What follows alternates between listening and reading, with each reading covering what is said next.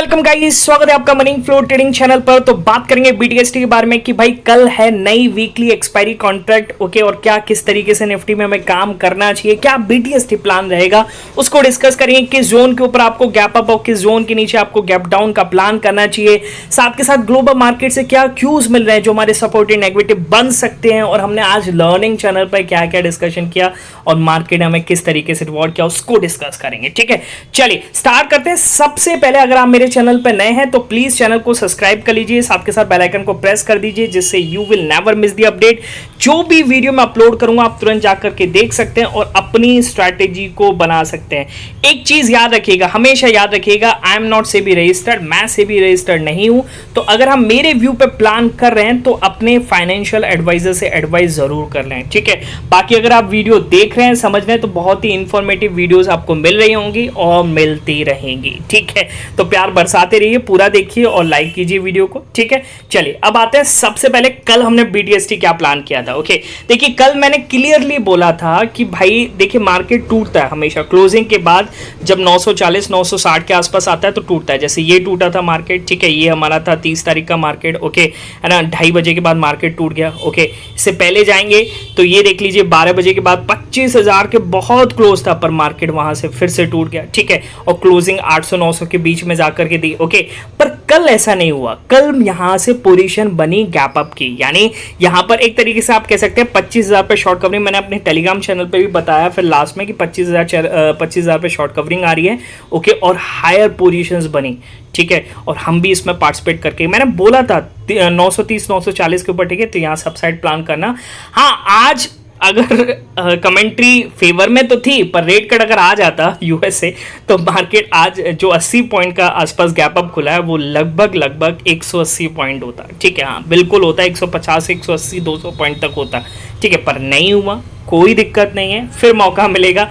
ठीक है, पर गैप अप मिला, 80 पॉइंट का गैप अप मिला। ओके, वहां पर मैंने पहले ही बोला कि भाई बुकआउट कर लेना। ठीक है, तो जब ओपन किया तो मार्क फटने लगा। ओके, जब तक फटा ओके, फिर वहां पर हमने बुक किया। ठीक है, ओके, चलिए तो आपने क्या किस तरीके से प्लान किया, मेरे को बिल्कुल कमेंट सेक्शन में बताइएगा। क्या किस तरीके का पेपर ट्रेड किया या प्रॉफिट हुआ, जो भी हुआ मुझे बताइएगा। ठीक है, चलिए अब आते हैं। सबसे पहले आज हमने लर्निंग चैनल पे क्या डिस्कशन किया। ठीक है, देखिए मार्केट जब फट रहा था तो हम फंस गए इसमें। फंस कैसे गए मैं बताऊं। हमने यहां से प्लान किया था कि अगर 25,060 के ऊपर चलेगा तो यहां से हम अपसाइड में बैठने वाले हैं, पर 25,060 के ऊपर मार्केट गया। ओके, और वहीं से मार्केट ने रिजेक्शन ले लिया। ठीक है, तो यानी हमारा फर्स्ट एसएल कटा। क्लियर है, ठीक। अच्छा, फिर हमने प्लान किया कि अगर 25,040 के ऊपर चलेगा तो यहां से हम फिर से अपसाइड में बैठेंगे। ठीक है, तो मार्केट नीचे आता है। ओके, ये समझिएगा, जब मैं आपको समझा देता हूँ। मार्केट नीचे आया, यहाँ पर हमने फिर प्लान किया। ओके, मार्केट ऊपर गया, रिजेक्शन ले लिया। ठीक है, होल्ड किया, फिर ऊपर गया, रिजेक्शन ले लिया। अब इसी बीच में जब मार्केट वहीं था तो हमारा डिके हो रहा था। ठीक है, ऑप्शन डिके हो रहा था, तो इसी वजह से ऑप्शंस बहुत डिके हुए। एक चीज ये भी कारण था कि आप समझ के चलिए कि इंडिया विक्स टूटा। ओके, इंडिया विक्स वहां से आप ये समझ के चलिए कि टूटने लगा, जिसकी वजह से क्या हुआ कि भाई ऑप्शन जो भी थे, यहां तक तो सब कॉल वाले को भी फायदा नहीं था, पुट वाले को भी फायदा नहीं था। फायदा तब हुआ जब ये रेड कैंडल बनी और इसने 25,000 के नीचे जाना स्टार्ट किया। ओके, इस रेड कैंडल से पुट में लिक्विडिटी आई और पुट के प्राइसेस बढ़ने लगे। ठीक है, अभी फिलहाल जाकर के देखेंगे साइडवेज है। ओके, तो कहने का मतलब हमारे 2 से 3 एसएल कट गए, हम चुप करके बैठ गए। ठीक है, देखिए क्या है ना कि ओवर ट्रेडिंग बिल्कुल नहीं करनी है। ओके, मार्केट किसी दिन रिवॉर्ड नहीं करता। पूरे वीक की अगर मैं बात करूं, पिछले 6 से 7 सेशन की बात करूंगा तो हमें रिवॉर्ड किया, पर आज मार्केट ने हमसे ले लिया। ओके, तो अगर राइट हैंड साइड पे आपको पिक दिख रहा होगा तो ये थी हमारी मार्केट की शुरुआत। लगभग 10% की मेरा पोर्ट वहाँ से ट्रेडिंग पॉजिटिव में था, और क्लोजिंग के टाइम आपको लेफ्ट हैंड साइड पे दिख रहा होगा लगभग 2-2.25% के आसपास, 2% समझ के चलिएगा, क्योंकि यहाँ से क्या कहते हैं कि वो क्या सीधी सी बात है कि जब आप ट्रेड प्लान करते हैं तो आपके पैसे भी लगते हैं, ब्रोकरेज कह सकते हैं। ठीक है, ब्रोकरेज लगी। ओके, तो 2%, 1.5 से 2% की तेजी देखिए मुझे आज अपने पोर्टफोलियो में, और कुछ भी नहीं है। अब क्लोज कर दिया, नहीं, जो मिला है ग्रीन में क्लोज करना है। मेन चीज है ग्रीन में क्लोज करना है। ओके, हमने मुहिम चलाई है, थोड़ा मिले कम मिले पर ग्रीन में क्लोजिंग करेंगे, और प्लान अगर करेंगे तो ओनली ऑन सेंटीमेंट्स लेवल्स, इधर उधर प्लान नहीं करेंगे। एक चीज याद रखना, तो अगर आप भी सेंटीमेंट लेवल्स पर प्लान करना सीखना चाहते हैं, मार्केट कमेंट्री चाहते हैं, ओके, क्या किस तरीके से पोजीशंस बनाई जाती है, क्या सेंटीमेंट लेवल होता है, तो आप मेरे साथ सीख सकते हैं, ओके। उसके लिए आपको मेरा टेलीग्राम चैनल ज्वाइन करने पड़ेगा, और टेलीग्राम चैनल ज्वाइन करने के लिए आपको मेरे डिस्क्रिप्शन से जा करके ही ज्वाइन करना है, ठीक है। इधर उधर से सर्च मत कीजिएगा, क्योंकि मेरे नाम से बहुत सारे फेक चैनल अवेलेबल हैं, ओके। सिर्फ डिस्क्रिप्शन से जा करके ही ज्वाइन कीजिएगा, ठीक। चलिए, तो आज दिन हमारा अच्छा नहीं रहा, ओके, एज अ ट्रेडिंग, पर हमें आज गैप अप में बढ़िया प्रॉफिट मिला, और मैं 64 के आसपास का 25,000 का कॉल लेकर के गया था, और वो बहुत बढ़िया खुला, जाकर देखिएगा, ठीक है। चलिए, अब आते हैं सबसे पहले कि भाई कल ग्लोबल मार्केट में क्या हुआ, जिसकी हम बात कर रहे हैं। ग्लोबल मार्केट में इतनी तेजी क्यों बनी हुई है, ठीक है, क्या था कमेंट्री, उसको हम डिस्कस कर लेते हैं, ठीक है। देखिए, सबसे पहले हम आएंगे फेड की कमेंट्री पर। फेड ने क्या बोला कल रात को, ओके, रेट कट तो नहीं किया, जो कि अनुमान था कि रेट कट नहीं होने वाला है, ठीक है। इसको हम फटाफट से डिस्कस कर लेते हैं, ठीक है।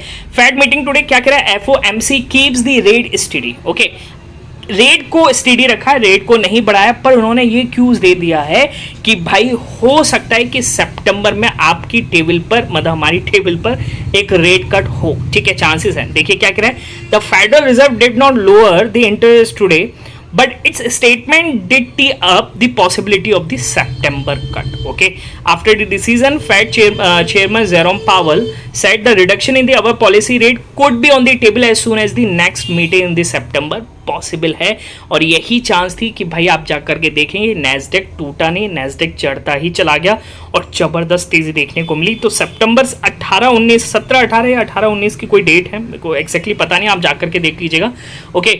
और उस पर आपको एक रेट कट देखने को मिल सकता है। एक बार अगर मैं दिखाऊं आपको ग्लोबल मार्केट समझेगा, तो नैस्डैक में बहुत जबरदस्त तेजी बनी है, ओके। 450 पॉइंट नैस्डैक पॉजिटिव में क्लोजिंग करी है, ठीक है, बात समझ में आ रही है, ओके।